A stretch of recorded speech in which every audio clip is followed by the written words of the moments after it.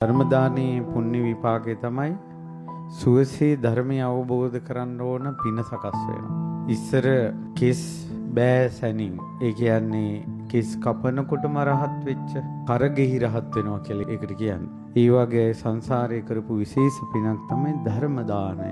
එක්කෝ තමන් ධර්මය දන් දෙනවා ධර්මයේ කියනවා. එහෙම නැත්නම් දේශකයන් වහන්සේ නමක් වඩම්මලා මිනිසුන්ට ධර්මය අහන්න සලස්වනවා. එතකොට බුදුරජාණන් වහන්සේ වදාලා කෙනෙකුට අනුකම්පාවක් තියෙනවා නම් බුදුරජාණන් වහන්සේ ආනන්ද ස්වාමීන් වහන්සේට වදාලා පින්වත් ආනන්ද ඔබ යම්කිසි කෙනෙකුට අනුකම්පායි නම් දයාවන්ත නම් ඥාතියෙක් වෙන්න පුළුවන් යාළුවෙක් වෙන්න පුළුවන් ගමේ කෙනෙක් වෙන්න පුළුවන් මේ රටේ ලෝකේ කෙනෙකුට ඔබ අනුකම්පායි නම් ආනන්ද ඒ අය බුදුරජාණන් වහන්සේ කෙරෙහි සිත පහදවන්න ධර්මයේ සිත පහදවන්න සංඝරත්නයේ කෙරෙහි සිත පහදවන්න පංචශීලයේ ආර්යකාන්ත සීලයක සමාදන් කරවන්න ආනන්ද උන්ට චතුරාර්ය සත්‍ය ධර්මයේ දේශනා කරන්න කියලා. එතකොට ධර්ම දානේ දෙන කෙනා ඔන්න ඔය සීමාවේ ඉන්න ඕන.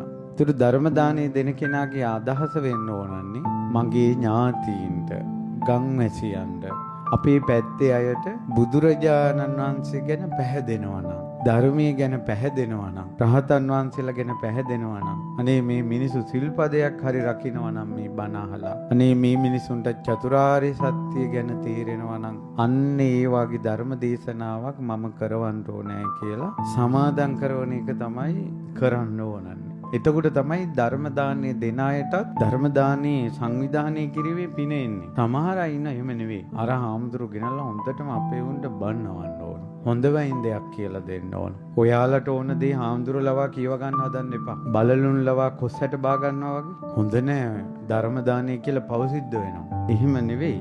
බණට ආරාධනා කරන්න ඕන ස්වාමීනි අපිට අනුකම්පාවෙන් දහම් දෙසන්න කියලා. ඒතර ස්වාමීන් වහන්සේ තමයි අනුකම්පා කරලා එයාලට සුදුසු බණ දේශනා කරන්න. අපිට ඕනේව මිනිස්සුන්ට කියවන්න අදලා අර මේ හාමුදුරන්ට බණ උගන්වන තැනට යන්න හොඳ නැහැ. ඒතකොට එයාගේ අදහස මිනිස්සුන්ට හොඳ ධර්මයක් දීම නෙවෙයි. අර එයාට කියාගන්න බැරි ටික හාමුදුරුවෝ කියව ගන්න. කාට හරි බනින්න වුණත් හාමුදුරනමක් ඔය හරි බැලලා තිනවනම් ඒ බන කෑල්ල කපලා අර අයට යවනවා. Tamanට බනින්න බැරි ටික තවත් කෙනෙක් ලවා කරවනවා. හොඳ නෑ.